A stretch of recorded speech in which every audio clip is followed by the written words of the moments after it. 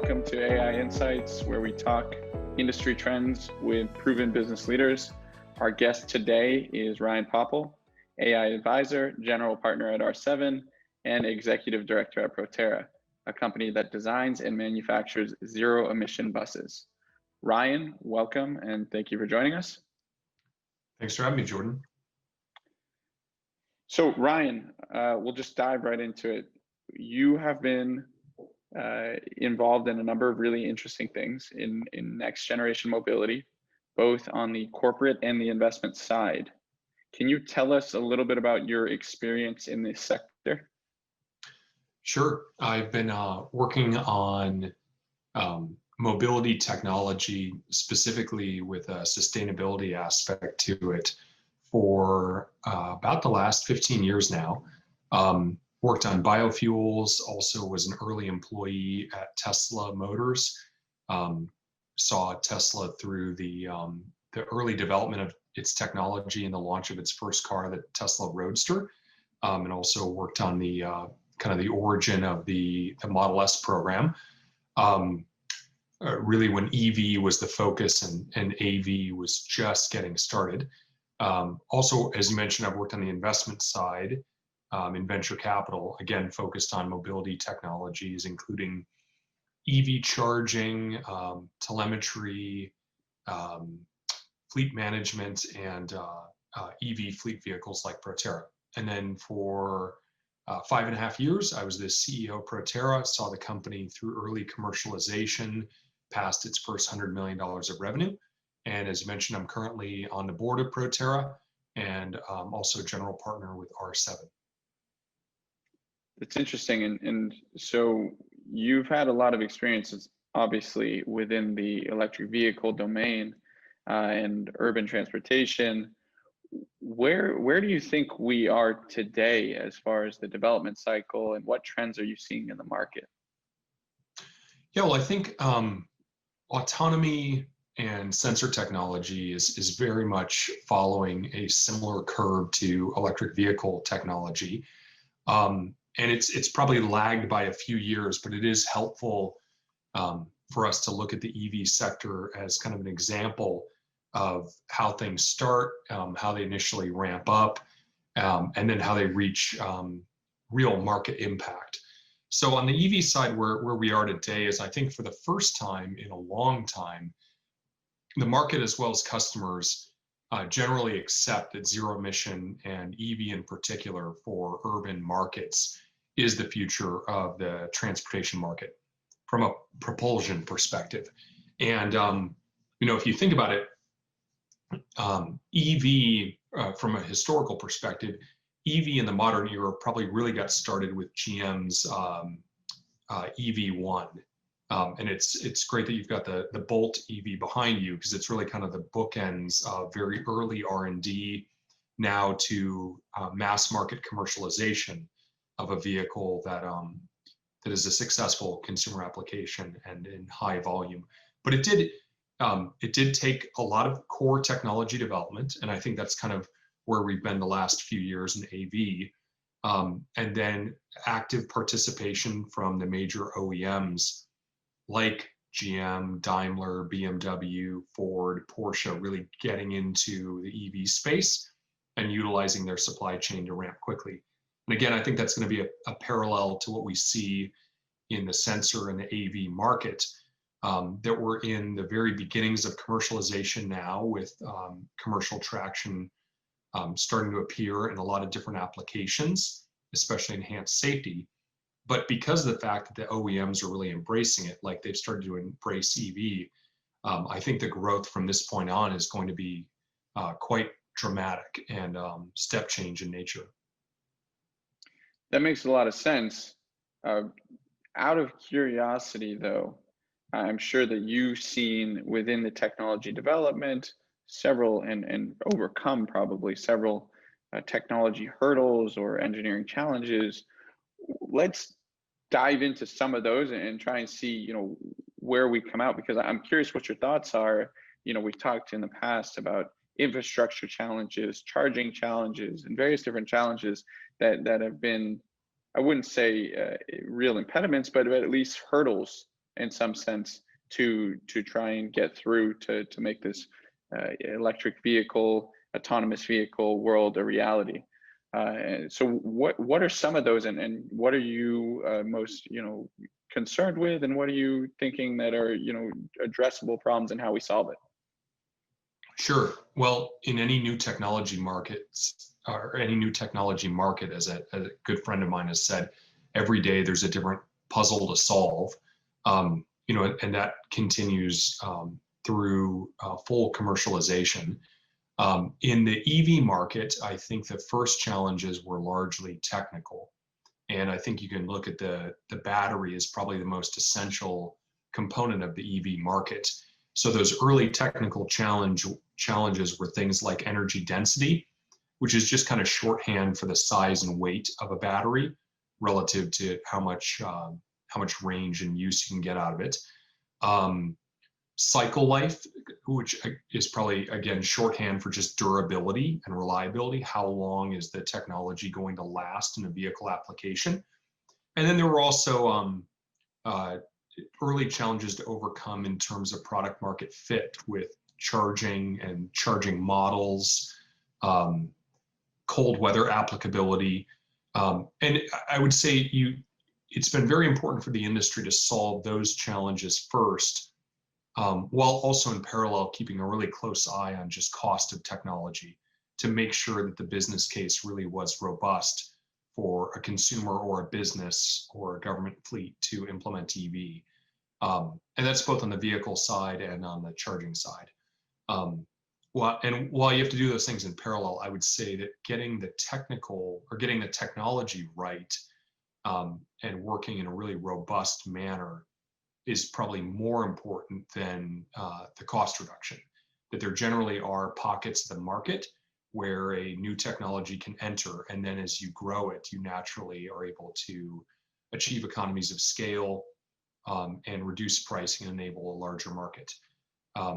So yeah, we've seen, every few years in EV, there's been, as you unlock bigger and bigger portions of the market, there's a new puzzle to solve. And sometimes that's hill climb capability or extreme cold weather performance. A couple of years ago, the focus was more on hot weather performance. How does the HVAC system work?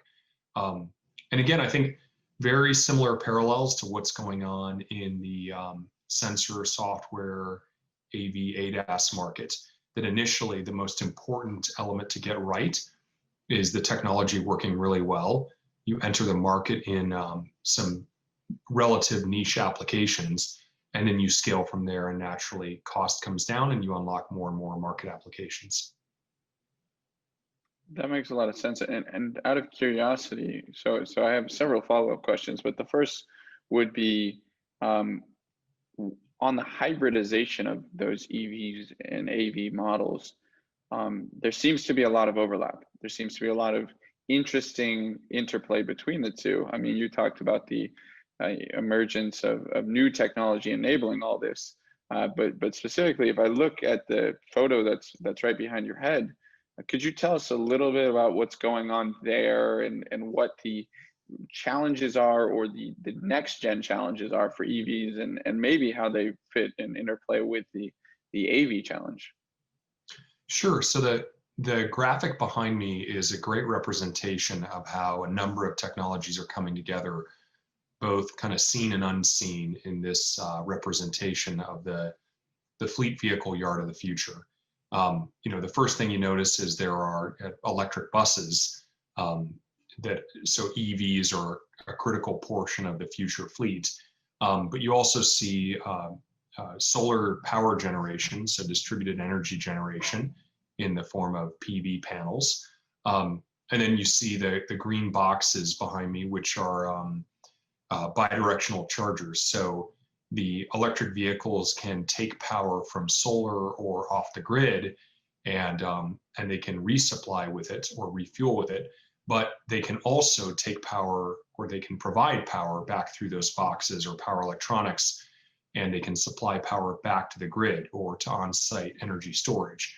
You can also see in the photo that there's automated overhead charging. So the vision and we've already started to deploy this in places like Edmonton, Canada, or Foothill Transit in Southern California.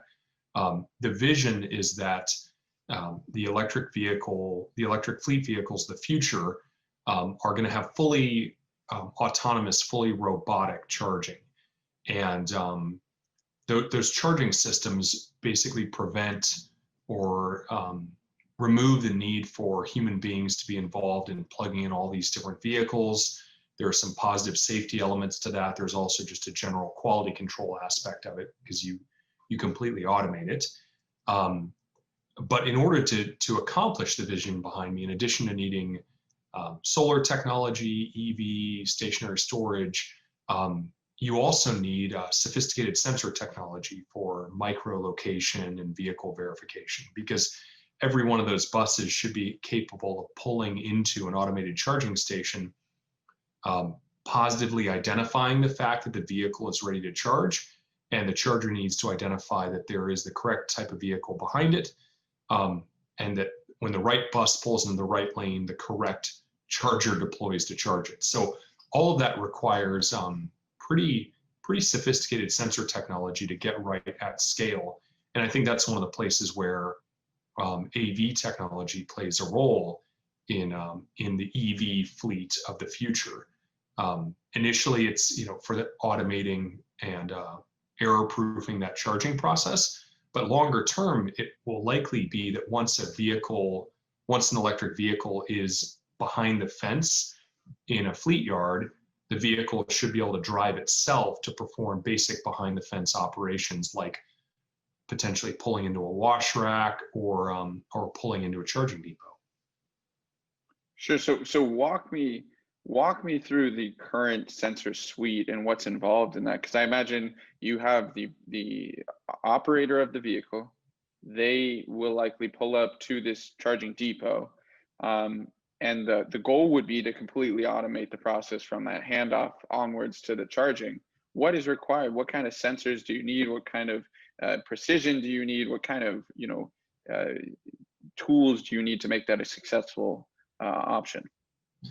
Well, I'd say the state of the industry today, depending on which deployment you're looking at and which specific vendors involved, it can be incredibly manual. So a driver can pull into a painted lane, kind of stop when, the equivalent of the tennis ball hanging from the string touches the windshield. It's normally a painted line or something like that. And then the operator actually has to press a manual button in the vehicle to enable the charger that's above it to deploy. When you fully automate this process, one of the first things you have to get right is just kind of verification and handshake between the charging system and the vehicle. So you need precision location that's well past what you can get from GPS. You also want to be able to do this process in parking lots or parking structures or under a PV canopy like you see here. So GPS signal is not necessarily assured. That's kind of one of the classic problems of GPS in a city, is that you're kind of operating in an urban canyon. A lot of our buses and our fleet yards are in those urban canyons where you block line of sight from time to time with a cellular connection or with a GPS.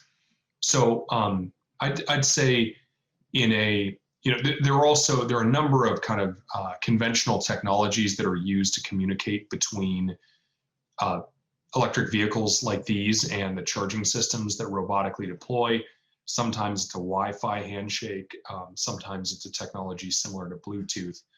But where it really needs to go is that the vehicle and the charging system need a way to identify that the correct object is located in the correct position for a charger to deploy. And there should be intelligence that kind of verifies that and then is comfortable deploying the technology. Currently, there's some redundancy built into the system in terms of where the vehicle can be positioned and kind of the height of the charger relative to the top of the vehicle. But again, at scale, you could make these systems, the robotic charging arms, a lot more efficient if if you could reduce the kind of error bar around where the vehicle could be underneath the charger. And the only way you're going to get there is with low cost, high fidelity sensors.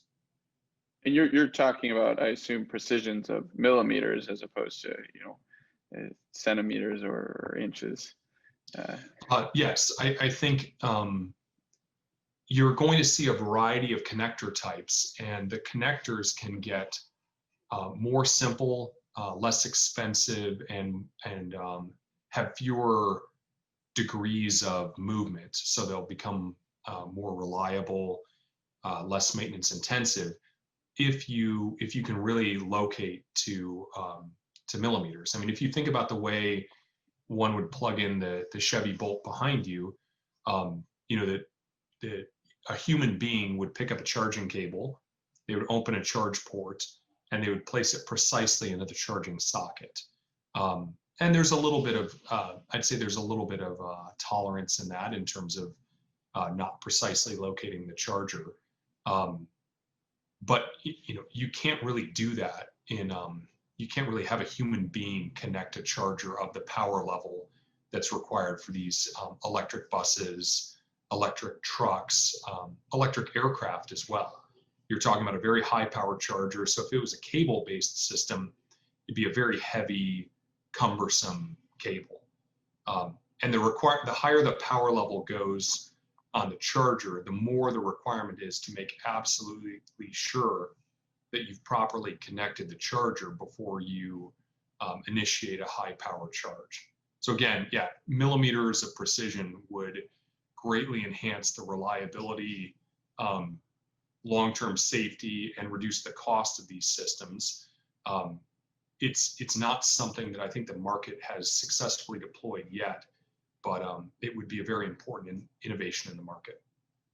That makes a lot of sense. And I think I'd be curious to hear your thoughts on the role of the actual sensors, so camera, radar, LiDAR, ultrasonics, and so on, as they sort of take shape, because there's that sense of how those will influence that process, but there's also the full automation end to end, both of the EV running their routes as well as the within the parking depot, and what needs to be accomplished to be able to enable that. So I'd be curious to hear your thoughts, because I assume as these technologies mature and as you start to integrate more of them into your vehicles, those tasks will become easier or more efficient, or even you'll have some unique way in which you actually accomplish those goals.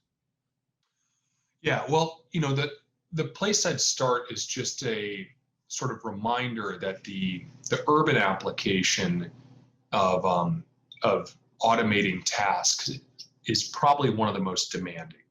The variety of events that you can see, the number of pedestrians, cyclists, kind of the multimodal nature of the urban environment, it vastly exceeds anything you're going to see on the highway environment. Now, highway speeds are higher, but events per mile, events per minute are a lot lower.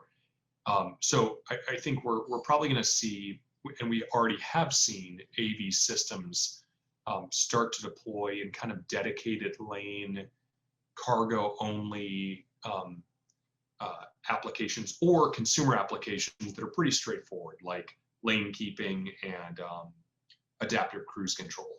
When we start thinking about really productive, economically productive deployments of AV technology in the urban environment, i.e. Autonomous delivery of e-commerce, first last mile delivery of conventional commerce, and then the taxi market and the bus market. These applications are going to require, I think, the most sophisticated kind of multi-sensor arrays. From my perspective, it's difficult to say that one technology is going to necessarily solve the entire problem set. But I do think the ability to absolutely positively identify an object, especially one that could be in the lane or the direction of travel for the vehicle, is going to be table stakes for this market. So there can't be, and in this market, inches matter, if not centimeters and millimeters. that can be the difference between detecting a cyclist that's in a bike lane during a turning maneuver and not detecting that cyclist or pedestrian. So, in my view, the fleet vehicles operating in urban areas are going to benefit greatly from 360-degree precise, high fidelity sensor technology. That makes a lot of sense, and I think that the autonomous vehicle world would stand behind that comment, that I don't think any one technology is going to win out. There's going to be a place for all of them to work in harmony to really accomplish those goals. And I think it's interesting because it's kind of a amalgamation of all the different areas of autonomous vehicle and electrification, and everything is the world that you're sitting in and the things that you're seeing. I mean, there's even parallels to other industries as well. We talked about in one of our prior discussions about just mid-air refueling, and the implications of trying to have that level of complexity of how you have the boom and the receiving vehicle actually meet, and having a similar implication for what you're doing here within the autonomous vehicle domain within the charging stations. So the question I have is, so how do you see this space evolving over the next several years, and what should we look for? What can we expect on the horizon? Well, I think the first most important applications are going to be the ones that improve safety. This is an absolutely critical infrastructure market, whether you're talking about the bus market, taxi, or delivery, whether it's long haul or first last mile delivery. But these are services, transportation services that our economy can't live without. We use a tremendous amount. They're responsible for probably the majority of our GDP, directly or indirectly. So it's absolutely essential. It's got to work. But at the same time, the current status quo leaves a lot to be desired in terms of accidents per year, whether that's cars on the road or trucks and buses operating in cities. And often it's not the fault of the heavy vehicle itself, but anytime you have an accident involving a heavy or commercial vehicle, it tends to have pretty severe outcomes. I think the same is going to apply to the construction site and the mining site. Again, absolutely essential aspects of our economy, and they will benefit tremendously from the deployment of EV systems and AV. But where it really should start is looking at what kind of the status quo is in terms of maneuvers, routes that are considered high risk, and that can be in a mine, that can be a bus or truck route in a city. So that's probably where it'll start, and I believe that EV and AV are going to be part of what a lot of cities describe as Vision Zero, which is zero emissions from transportation and zero fatalities. That we should not accept the status quo as kind of a cost of doing business. There's a tremendous amount of quality, kind of human life that we can improve by introducing new tech, whether it's long-term health that's related to EV, or whether it's short-term accidents that are avoided by AV. Now, I think the element or the area where people get really excited about is kind of the concept of the robo-taxi, the robo-bus, the robot truck. Those things will happen, but I think there are going to be a lot of applications that deliver economic productivity, revenue growth, build great companies, and refine the technology before kind of the big bang occurs. So I think one of the mistakes about EV is thinking that the EV had to become the complete equivalent of the internal combustion engine vehicle before you'd see any on the road in significant scale. What we've actually seen is a lot of different sectors of the car market, truck, bus market, have been able to implement EV in its current form. And then as the technology gradually improves and gets less expensive, the market gets bigger and bigger. I think the same thing is going to happen in the AV and the sensor market, in that we don't have to wait for some massive regulatory hurdle or for new business models to be created and deployed around things like robotaxis. There's a lot of great work that can be done on the way there, and ultimately that development and the growth of profitable companies along the way will kind of de-risk the end state that everyone is excited about getting into, which is kind of the full level 5 autonomy. That makes a lot of sense. Well, I really appreciate you joining us, Ryan. We appreciate your partnership, and it's great to connect, obviously. And thanks for joining us at AEye Insights, and we'll see you next time. Okay, thank you, Jordan, and thank you to the rest of the AEye team. I really appreciate being involved in this.